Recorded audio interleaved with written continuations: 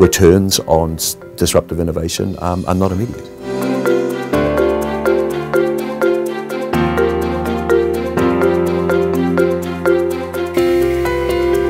I think the most simple articulation of transformational innovation is the need or desire of a company to do something that currently it isn't doing.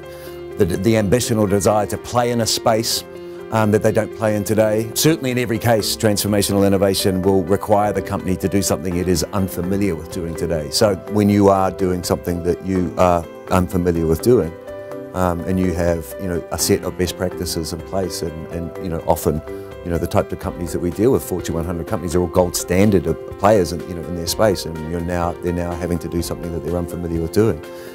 It certainly creates fear and increased risks, and a lot of those risks are a function of needing to do things that the infrastructure or the capital base of the business is just not geared up to do.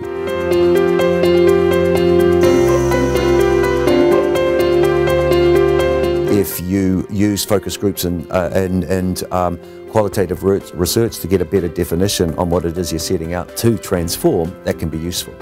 I think the only time when qualitative and focus groups are of some value is when you have actually got a very formed, finished idea, and you are asking them to assess that in and around their core competence today, which is to consume.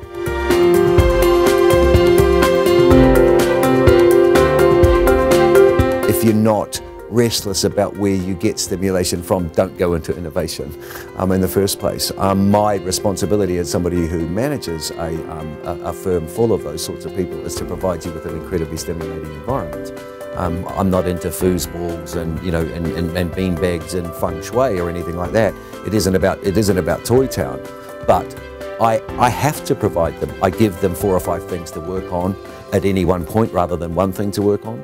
And you've got to push stimulation. We have this thing every week we call Genius Club Lunch, and Genius Club Lunch is where everybody in the company takes a turn to bring something to the company doesn't know anything about.